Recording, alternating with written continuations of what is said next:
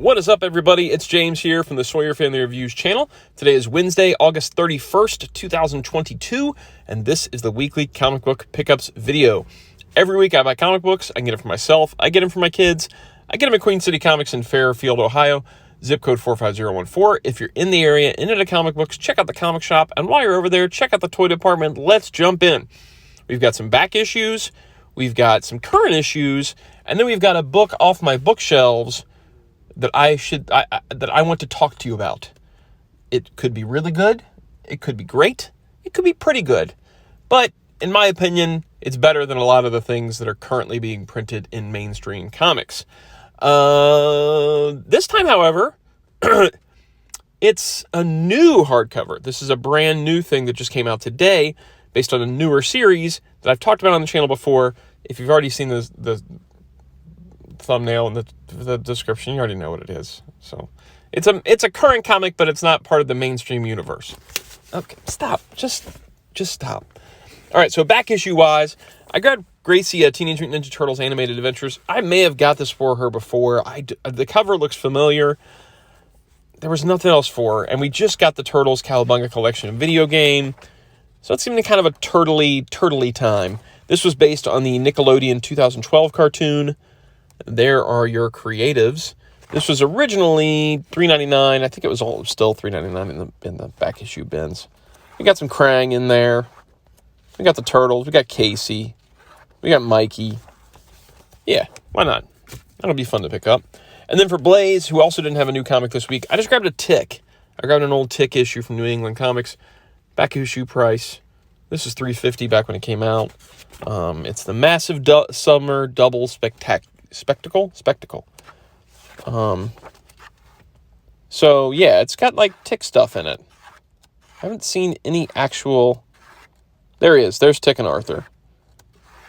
I don't even know if he'll dig this or not, but he's kind of on a tick kick because of the upcoming Long Box Heroes figure. So he's been checking out a lot of the stuff from those different characters, so I figured why not. Okay, and the new stuff. My comic shop guy, Bob, pointed this out to me. Classified the Black Box. This was published by Fair Square Comics for the rest of us. It was $12.99, so it's kind of pricey, but it's the last work of Tom Lyle, who is one of my all-time favorite artists. He passed away a few years back. Let's see, this opening sequence, Tom Lyle will live forever. Yeah, he was great. Tom Lyle was great. He did the original Robin miniseries, which if you've been with my channel, you know it's one of my favorite comics of all time. Not only that, he was a super, super nice guy. I only interacted with him online, really, but he was a friend of mine, Dave Wheeler. He had him as a teacher, and he would talk about him and how nice he was, and he had stories about him. And my interactions online with him were always very, very pleasant. He was very down to earth, very appreciative of his fans. So yeah, I had to get this. I had to get this book because it's one last run with Tom Lyle. So I picked it up. It's a big, thick book. It's almost like a trade. I have no idea what it's about, but I'm willing to give it a shot because it's Tom Lyle. Okay, and then look. This is my third attempt to show this next book. Fortnite Marvel Zero War, number 4, Christos Gage, $4.99, bonus digital edition and digital cosmetic download code inside. The last 2 times I've accidentally shown the code. This comes bagged, so people don't get the code ahead of time. And the last 2 times I've shown the code. I'm only going to show a few pages of this. There's your creatives. Here's a page. And, here's a page. Okay? And then I'm going to do this. Skip some pages. And then there's some more pages. I have no idea what this book is about. I don't even want to show it anymore because of how many times I've failed at showing it to not give away Keaton's code. But there you go. And then now we move on to a book from my shelves that's actually not on my shelves yet because it's brand new. And that is Batman 89, the hardcover collected edition by Sam Hamm, Joe Quinones, and Leonardo Ito. Now, Batman 89 and Superman 78 started around the same time. Batman 89 took a lot longer to finish. That last issue took forever to come out. But this comes kind of hot on the heels of that. So you've got this beautiful hardcover. I love this image. This image so much reminds me of those Batman Returns cups. I love, love, love that.